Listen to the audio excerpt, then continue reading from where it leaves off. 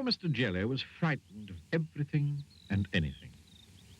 At the slightest little thing, he would quiver and tremble and shake, turn to jelly. So it's not really surprising to find that Mr. Jelly lives as far away from anybody as he can. In the middle of a wood, miles and miles from anywhere. This story begins one morning when Mr. Jelly was asleep. It was a beautiful autumn morning. The sun was shining, the leaves on the trees had turned to a glorious red, and the wind stirred gently in the treetops. A single leaf fell gently from the tree right outside Mr. Jelly's house and quietly brushed against his bedroom window as it fell. Mr. Jelly woke with a start. What? What's that terrible noise? Oh, heaven, the house is falling down. It's an earthquake. It's the end of the world. Oh! And he hid under the bedclothes, trembling with fright. After an hour, by which time he realized that his house wasn't falling down and that there wasn't an earthquake and the world wasn't coming to an end, Mr. Jelly peeped out from under the bedclothes. Phew, he said. Oh, thank goodness for that. And he got up and went downstairs to make his breakfast. After breakfast, Mr. Jelly thought he'd go for a walk. He was walking through the woods which surround his house when a worm poked its head out of the ground. Morning, said the worm cheerfully. Mr.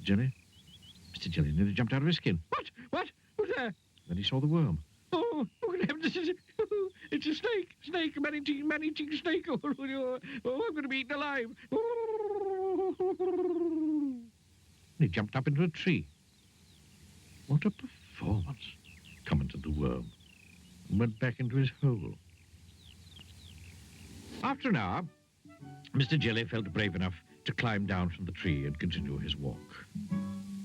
Eventually, he came out of the other side of the wood and into a field. It was an empty field. Or was it?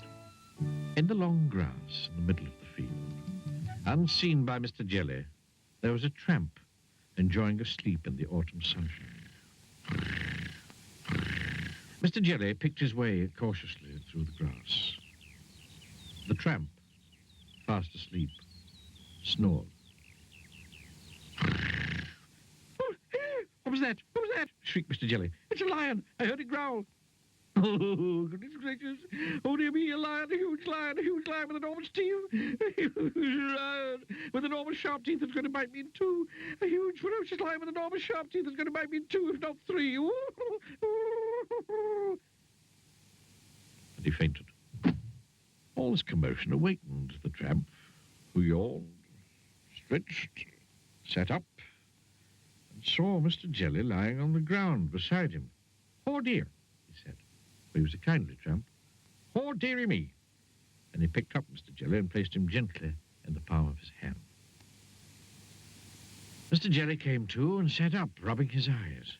And then he saw the tramp's face looking at him. Oh, disaster. Oh, he screamed. Oh, calamity. It's a giant, an ogre. Oh, gracious, he's going to have me for breakfast. My, said the tramp gently. You're a nervous little chap now, aren't you? What's your name? It's Mr. Jelly. Mr. Jelly. Stammered Mr. Jelly. Now, I used to be nervous like you, said the tramp, but I learned how not to be. Would you like me to tell you the secret? Mr. Jelly quivered and shook and said, yes, please. It's very simple, continued the tramp. All you have to do is to count up to 10, and you'll find that whatever's frightening you isn't quite so frightening after all. Then he set Mr. Jelly gently down on the grass. Now remember, he said to Mr. Jelly, count to 10. And off he went. Mr. Jelly thought that it would be a very good idea if he went home immediately. Back across the field he went. Back through the woods he went. He was walking through the woods when he stepped on a little twig. Snap! Went the twig. Mr. Jelly jumped twice his own height in terror. What's that? He shrieked. A terrible snapping noise. It's a tree falling down. It's going to crush me to pieces. Oh, it's a crocodile hiding in the bushes, snapping its teeth. Oh, disaster!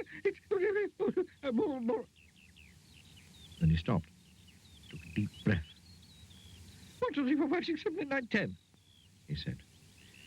And he saw that what had gone snap was a twig, a silly old twig. Phew, he said. Mr. Jelly had almost reached his house when a leaf drifted gently down from a tree on top of him. Help! Police! Murder! He screamed. I'm being kidnapped! It's ruffians and guns! They're going to... And then he stopped. He took a deep breath. 1, 2, 3, 4, 5, 6, 7, 8, 9, 10. And then he saw that what had fallen on him was only a leaf. Nothing but a leaf. A stupid red leaf. It works, he said out loud in wonderment. And you know, it did. He never shrieks or shouts or screams or quivers or shakes or trembles anymore. In fact, he's become quite firm. And he never hides under the bedclothes. Well, not very often, anyway. 1, 2, 3, 4, 5, 6, 7, 8, 9, 10.